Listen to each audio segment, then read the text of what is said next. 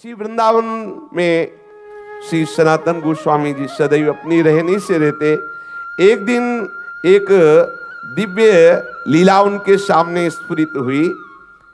महावन में रहस्यमय दृश्य देखा कि कुछ गोप बालक खेल रहे हैं। एक नवतमाल श्याम बालक श्री सनातन जी की ओर देखकर मुस्कुरा रहा है और मंद मंद मुस्कुराते हुए प्रेम भरी तिरछी चितवन से कटाक्ष कर रहा है। सनातन जी आकृष्ट हो गए। वो रूप माधुरी को हृदय लगाने के लिए दौड़ पड़े।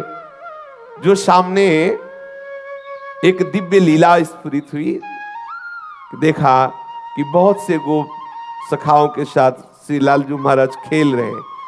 बहुत ही सुंदर श्यामंग कांति है। मंद मंद मुस्कुराते हुए तिरछी चितवन से श्री सनातन जी की तरफ देख रहे हैं। विवश होकर भाग पड़े उनको हृदय से लगाने के लिए।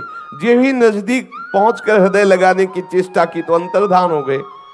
आप भाव विभोर होकर विलाप करने लगे, क्रंदन करने लगे, अश्रुपात करने लगे। इतनी शिथिलता हुई कि थोड़ी देर के लिए नींद सी आई, एक झपकी सी आई तो देखा वही श्यामल गोप बालक जो प्रगट में दिखाई दी थी लीला, वही स्वप्न में देखा। और वो कह रहा है, तुम मुझसे मिलना चाहते हो? मैं मथुरा में श्री परशुराम जी चतुर्वेदी के घर में रह रहा हूं। अब तुम मुझको अपने साथ ले लो। वहां जाओ और वहां से मुझको अपने साथ ले लो। तत्काल ही सनातन जी की वो निद्रा टूटी।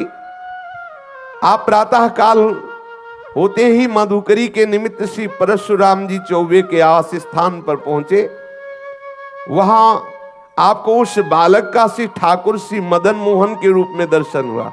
जब उस घर में पहुंचे तो सुंदर सिंहासन पे श्री मदन मोहन ठाकुर जी विराजमान थे। जे ही दृष्टि की तो वही बालक जो महावन में गोप सखाओं के साथ खेलते देखा, जो स्वप्न में आदेश देते देखा, वही देखा कि ठाकुर मदन मोहन जी के रूप में वो विराजमान है। ओहो, ये तो ठाकुर मदन मोहन जी हमारे साथ ऐसी लीला कर रहे थे। आप एकटक दर्शन करते हुए आसक्त चित्त हुए। आप वैसे तो एक दिन मधुकरी लाते और ठाकुर जी को अर्पित करके कई दिन तक प्रसाद रूप से उसको पाते, फिर कई दिन बाद मधुकरी को दाते। लेकिन मदन मोहन जी के दर्शन के लोभ से आप प्रतिदिन उसी घर में जाने लगे माधुकरी के लिए। और मदन मोहन जी के दर्शन करते और घंटों खड़े दर्शन करते हुए अश्रुपात करते रहते। एक दिन घर की वृद्धा माता ने देखा कि नेत्र में नेत्र मिलाए हुए ठाकुर के घंटों खड़े हैं, अश्रु प्रवाह हो रहा है। आपकी ऐसी प्रेममयी दशा देख के, बाबा इनको देख रहे हो? बाबा इनको मत देखो, ये सर्वनाश कर देते हैं। बहुत वैसे ठाकुर हैं। उस मैया ने कहा। तो श्री सनातन गोस्वामी ने उस मैया की तरफ देखा, बोले सुनो, मेरा बहुत बड़ा कुटुंब था, खूब घर भरा हुआ था संपत्ति से, जन से, परंतु ये जब से आया हमारे घर में इसने सब नाश कर दिया। मेरा परिवार मिट गया, मेरी सब संपत्ति चली गई, केवल मैं अकेली रह गई। ऐसा ही होता है, अकेला ही रखता है। इसीलिए कल की चर्चा में था, पूज्यपाद श्री रूप गोस्वामी जी कहते हैं कि अगर अपने परिवार से मोह ममता हो तो श्री राधा गोविंद देव जी से आंख मत मिलाना। यदि आंख मिला लिया तो किसी काम के नहीं रहोगे। ठीक ऐसे ही ये श्री मदन मोहन ठाकुर जी की लीला है। उस मैया ने कहा कि सब कुछ नष्ट हो गया जब से आया है, केवल मैं अकेली रह गई हूं।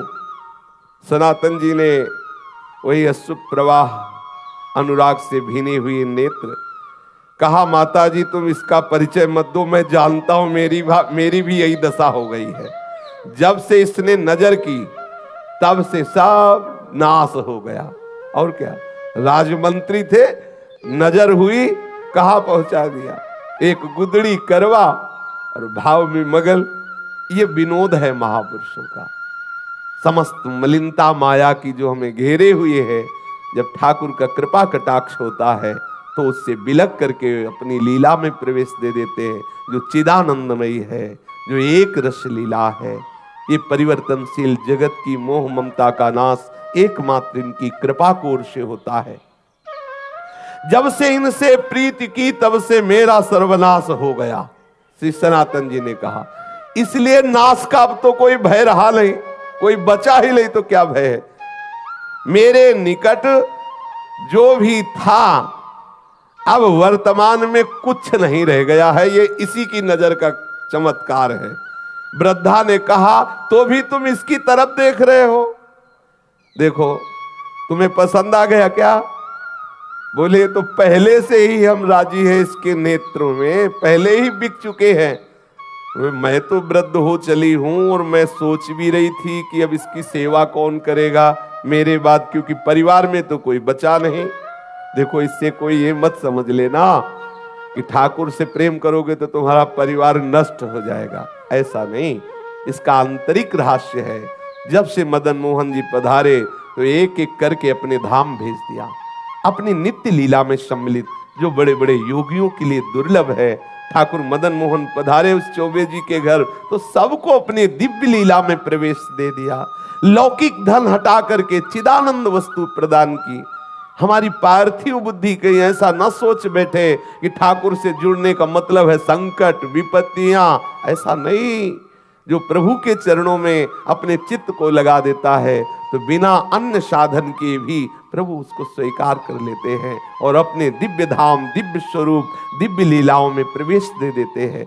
यहां से हटा देते हैं ये जो माइक लीला है, जन्म मृत्यु दुखद भयावह, इससे हटाकर जहां कोई भय नहीं, महासुख है, वहां पहुंचा देते हैं। वृद्धा ने कहा बाबा मैं तो वृद्ध हो चली हूं, था मेरी यही अभिलाषा है, इनको कोई न कोई ले जाएगा ही, मेरे से पूजा सेवा बनेगी नहीं और मैं भी ऊब गई हूं, इससे हमें कोई लाभ प्राप्त हुआ नहीं। क्योंकि वो बाह्य दृष्टि से विनोद में बोल रही कि अब अगर इन लाभ प्राप्त होता तो कम से कम नाती पनाती ही होते, इसकी सेवा कोई नहीं बचा, मैं ही अकेले बची हूं। और ये ऐसा ही करते हैं। श्री राधा बाबा कहते इनका जलनुआ स्वभाव है, ये दूसरिया नहीं रहने देते। ये प्रेम गलित साकरीता में दो न समाए। अगर तुम पूछो कि तुम्हें लाभ क्या प्राप्त हुआ तो यही प्राप्त हुआ कि सपरिवार कुटुंब सब खत्म हो गया है। अब मेरी मृत्यु का समय आ रहा है, कोई ना कोई तो इसकी सेवा के लिए चाहिए ही, और मैं किसको सौंपूं? मैं दे भी उसी को सकती हूं जो इससे प्यार करे। मुझको बड़ा संतोष हुआ तुम्हारे नेत्रों में इसके प्रति प्यार देख करके। आप देखो इसी से पहचानो कितना प्यार करती ठाकुर को। तुम्हारे नेत्रों में अपने ठाकुर के प्रति प्यार देख करके मुझे संतोष हुआ कि तुम सेवा करोगे। देखो अपने नेत्रों से मैं इन्हें ओझल नहीं होने देना चाहती, परंतु बाबा अब मेरा शरीर बूढ़ा हो गया है, अब मेरे से सेवा का ये कार्य हो नहीं सकता और बिना सेवा के ठीक नहीं है, इसलिए इनको तुम ले जाओ।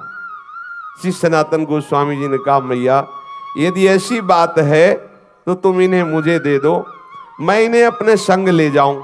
वृद्ध माता ने कहा बाबा इन्होंने जब मेरा ही सर्वनाश कर दिया तो मुझे डर है कि कहीं कुछ और आपके साथ ना हो जाए। बाबा ने कहा कि मैया हानि वाला कुछ रह ही नहीं गया है हमारे पास, जिससे हानि होगी वो कुछ रह ही नहीं गया है, क्योंकि इन्होंने मेरा तो पहले ही सर्वस्व छीन लिया है।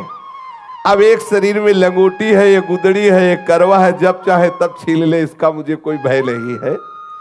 बाबा श्री सनातन गोस्वामी जी श्री ठाकुर मदन मोहन जी को अनन्य भाव से, वो तो अंदर का जो प्रेम है उसी को देख करके तो ठाकुर ने आकर्षण किया है। वृद्धा माता जी अश्रु प्रवाहित होकर के ठाकुर जी को हृदय से बार बार लगा करके श्री सनातन गोस्वामी जी को दी। सनातन गोस्वामी अत्यंत प्रसन्न होकर मानो महानिधि है भी महानिधि, अब जिनको ऐसे ठाकुर लाड़िले प्राप्त हुए हो सोचो उनको कितना सुख। सनातन जी बहुत प्रसन्न मुद्रा में ठाकुर जी को हृदय से लगाकर श्रीधाम वृंदावन में ले आए और आदित्य टीला में श्री ठाकुर जी महाराज को विराजमान, ये जो लाल पत्थर का मंदिर है टीले पे, इसे आदित्य टीला कहते हैं। उनकी पर्णकुटी वहीं थी, वहीं ठाकुर जी को विराजमान किया। सनातन जी की दिनचर्या में उदर पोषण के लिए माधुकरी वृत्ति ही थी।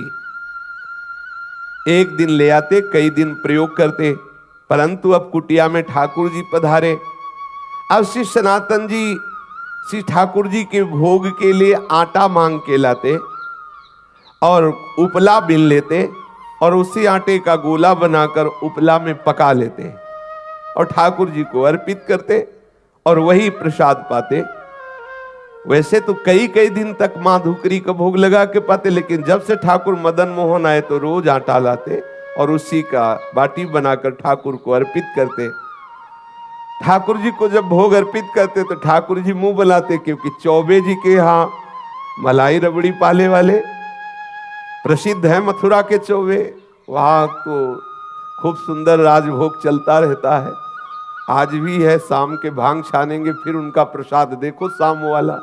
हाँ, उनके लीवर की अलग से रचना है, वो मतलब सबके पचले की बात ले, वो अलग होता है, भगवान बना के भेजते हैं वैसा।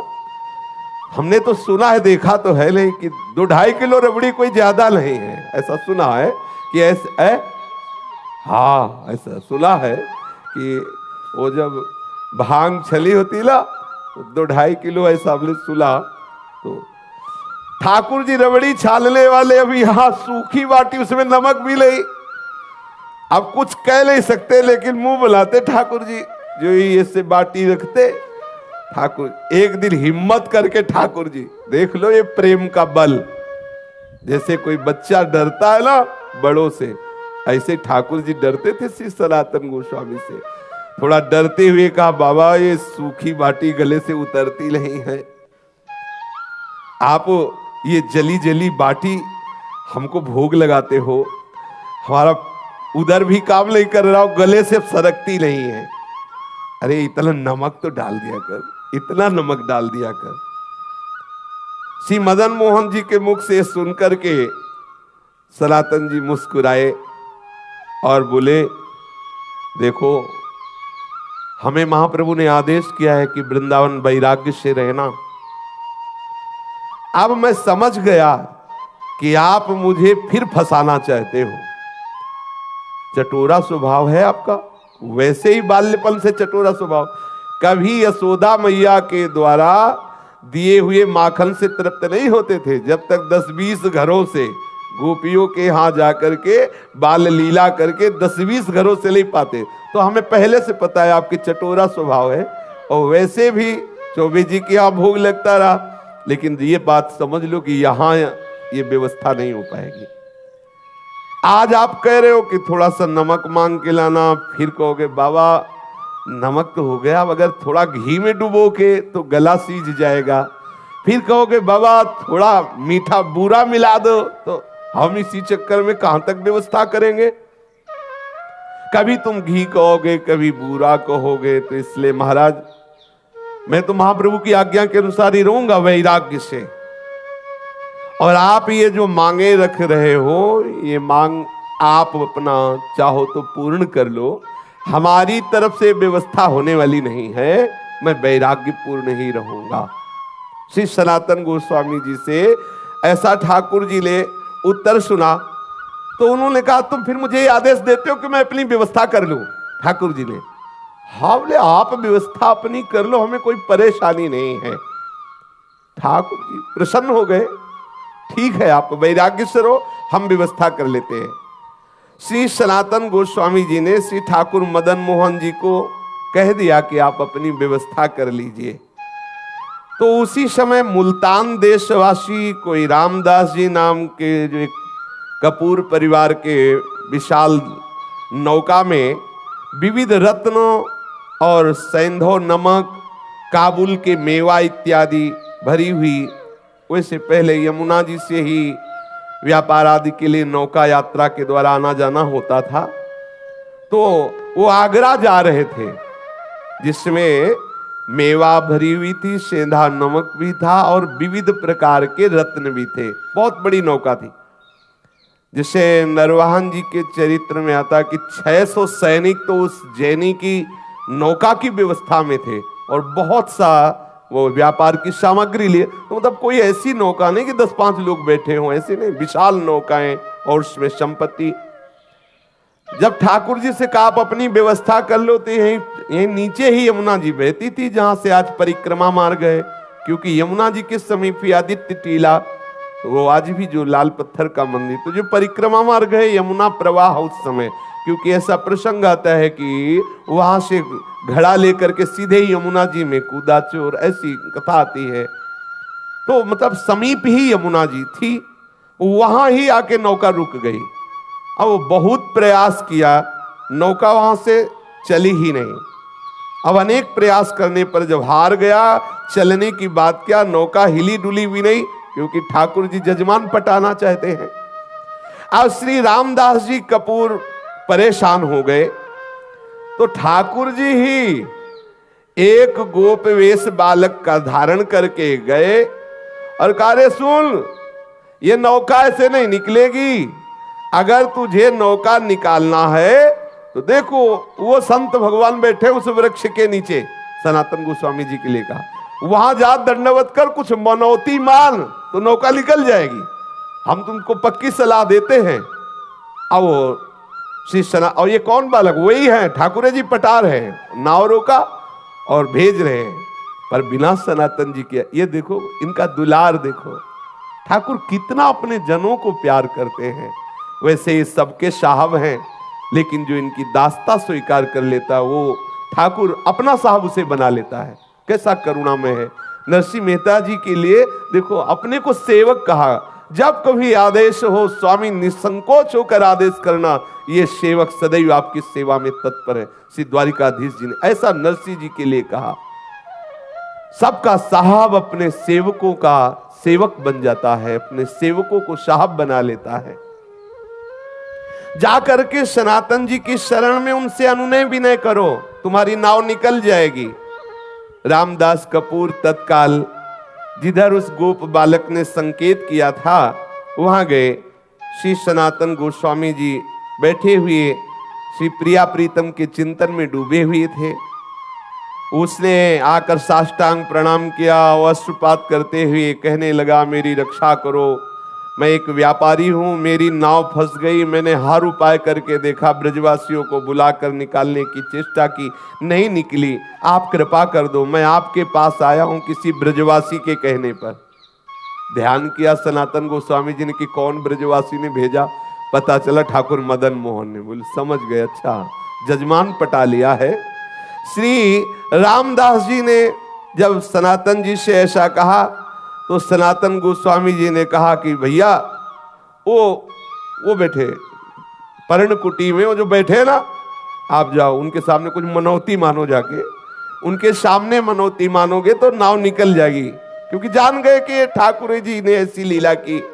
सनातन गोस्वामी ने कहा नाव तभी निकल सकती है जो पर्णकुटी में विराजमान ठाकुर जी है उनके सामने कुछ निवेदन करो जाके। श्री रामदास जी ठाकुर जी मदन मोहन के सामने गए, देखते ही आसक्त हो गए। इतना सुंदर रूप ठाकुर श्री मदन मोहन जी का, और जैसे कोई संकल्प करवा रहा हो, वो कोई चेष्टा नहीं करे, अंदर से आया नौका निकल जाए तो जितने रत्न जितने मेवा में ये सब बिकने के बाद इससे मंदिर बनवा देंगे और आपके भोग राग की व्यवस्था कर देंगे। बस आए, सहज में नाव निकल गई, कोई धक्का भी ज्यादा नहीं लगाना पड़ा, क्योंकि रोका जिसलिए था इसीलिए रोका था। अब श्री रामदास कपूर जी सब सामान की बिक्री करके रत्न आदि को लेकर के आए और मदन मोहन जी का लाल पत्थर का जो मंदिर है उन्होंने निर्माण कराया और समुचित श्री मदन मोहन जी के राग भोग की व्यवस्था की। स्वयं ठाकुर जी ने अपने मंदिर को बनवा लिया और अपनी भोग व्यवस्था कर ली। सनातन जी सदैव अपने स्वरूप चिंतन में मगन रहते हैं, निरंतर श्री प्रिया प्रीतम के चिंतन में मगन रहते। एक श्री कृष्णदास जी ब्रह्मचारी नाम के इनके शरणागत हुए, जिनको उन्होंने मदन मोहन जी की सेवा पूजा कार्य में रखा, और आप तो सदैव लीला चिंतन में डूबे रहते। आज श्री मदन मोहन ठाकुर जी करौली राजस्थान में विराजमान है। श्री सनातन गोस्वामी जी का नित्य प्रति का नियम था, वृंदावन से पैदल जाना, श्री गोवर्धन जी की परिक्रमा करके पैदल आना कितना कठिन। अपने गिरिराज जी की परिक्रमा होने के बाद तो 10 कदम भी पैदल चलने की सामर्थ्य नहीं रह जाती। देखो कैसे महापुरुष यहां से पैदल जाते, गिरिराज जी की परिक्रमा दे करके पैदल आते। श्री ठाकुर जी ने जब देखा कि इनका शरीर बहुत वृद्ध हो गया है, फिर भी इनका नियम दृढ़ है, तो कहा कि अब आप मत आया करो, आपका शरीर वृद्ध हो गया है। तो उनका रहा नहीं जाता, ये प्रीति है, रहा नहीं जाता बिना परिक्रमा के, बिना आपके दर्शन के। तो श्री ठाकुर जी महाराज स्वयं प्रकट होकर के एक शिला प्रदान की, जिस शिला पर श्री ठाकुर जी का चरण चिन्ह अंकित है, और कहा बाबा तुम इस शिला की परिक्रमा कर लिया करो, इसकी परिक्रमा से तुम्हें संपूर्ण गिरिराज गोवर्धन की परिक्रमा का नियम पूर्ण हो जाएगा, वैसे ही आपको आनंद प्राप्त होगा। वो पावन शिला वर्तमान में श्री वृंदावन में श्री राधा दामोदर जी के मंदिर में विद्यमान है। सब लोग प्राय दर्शन करते हैं।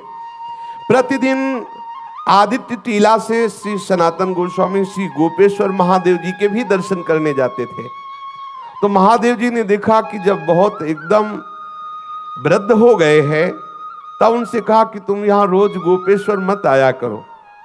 बोले आपके दर्शन का नियम है, तो मैं मध्य में ही प्रकट हो जाता हूं। तो जो बनखंडी महादेव जी हैं, उस रूप में श्री गोपेश्वर महादेव जी प्रकट हो गए, और पूज्य श्री सनातन गोस्वामी जी उनके रोज दर्शन करते, बड़े ही अकिंचन। गौड़ देश में वर्धमान जिला के एक गरीब ब्राह्मण अपनी गरीबी से बहुत दुखित होकर धन प्राप्ति के लिए आशुतोष भूत भावन भगवान शंकर की आराधना की। भगवान शंकर जी प्रसन्न हुए और स्वप्न में आदेश किया कि जाओ श्री वृंदावन धाम में श्री सनातन गोस्वामी जी नाम के एक महापुरुष निवास करते हैं, उनके पास पारसमणि है, और श्री सनातन जी तुम्हें वो पारसमणि दे देंगे।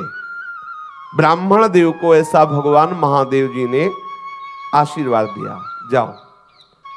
ब्राह्मण देव बड़े आनंद में मगन होकर श्री वृंदावन धाम आए, और यहां पता लगाया संतों से, पता चला श्री गोस्वामी श्री सनातन जी का।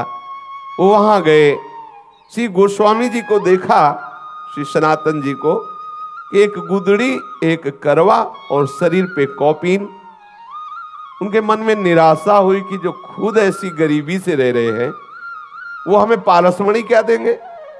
भगवान शंकर के वचन तो झूठे नहीं हो सकते, और उन्होंने इन्हीं के लिए कहा है कि इनके पास जाओ तो तुम्हें धन बनाने वाली पारसमणि मिल जाएगी।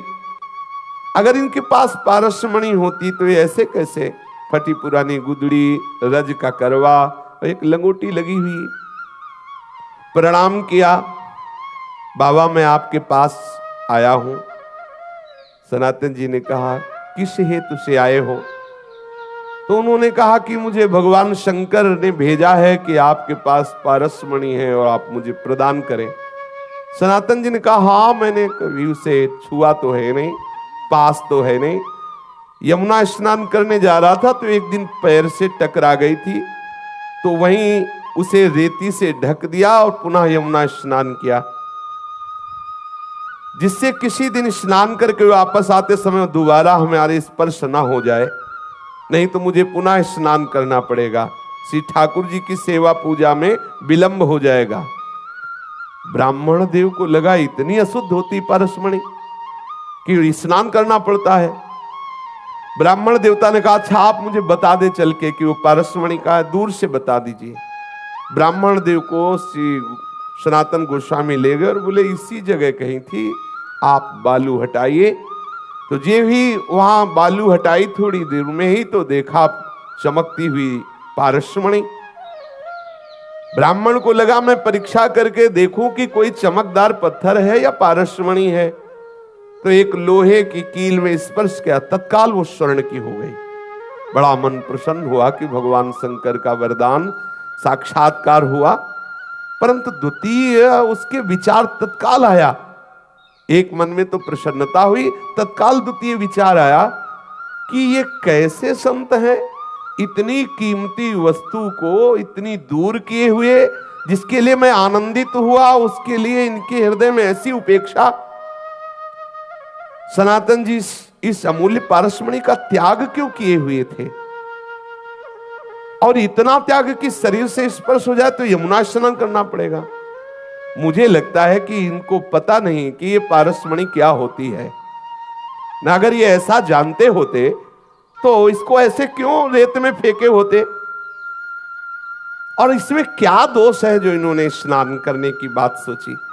ब्राह्मण देव अपने मन की असमंजता में विचार किया कि इन्हीं से पूछे, तो पुनः लौट करके श्री सनातन जी को प्रणाम किया और कहा, महाराज मेरे हृदय में एक प्रश्न है कि इतनी कीमती मणि आप अपने समीप क्यों नहीं रखा, और इसके स्पर्श करने पर स्नान करना क्या पवित्रता इसमें है? ब्राह्मण को इस तरह बोलते हुए देख करके श्री सनातन गोस्वामी ने कहा कि बहुत दुर्गुण है इस पारसमणि में, न जाने कितनी मलिनताएं छुपी हुई हैं। क्योंकि जब धन बढ़ेगा, अहंकार बढ़ेगा, दोष बढ़ेंगे, भगवत चिंतन छूटेगा, बहुत प्रकार के दोष हैं। इसलिए इसका कहीं रजोगुण प्रभाव कहीं किसी भी तरह से हमारे भजन में विक्षेप न डाले, इसलिए इसको दूर रखते हैं। और ये हमारे लिए मणि पत्थर से बढ़कर कुछ नहीं है, क्योंकि हमारे पास जो मणि है उस मणि के सामने है ही क्या। तो तत्काल ब्राह्मण बोला, महाराज आपके पास कौन सी मणि है? बोले, इंद्र नील मणि श्याम मनोहर। आहा, श्री लाल बिहारी श्याम सुंदर रूपी मणि हमारे पास है, ये क्या? उसने तत्काल श्री सनातन गोस्वामी के चरणों में प्रणाम किया, महाराज फिर आप ऐसी अपवित्र मणि हमें क्यों देंगे? अब आप कृपा करो, वही मणि दो जो आपके पास है। तब उन्होंने कहा कि इसे फेंको यमुना जी में और यमुना स्नान करके आओ, तुम अधिकारी हो, क्योंकि भगवान आशुतोष शिव की कृपा तुम्हारे ऊपर हुई। तुम्हें पारसमणि लेने के लिए नहीं भेजा, वो हमारे पास भेजा इसी इंद्रनील मणि श्याम मनोहर के लिए ही है।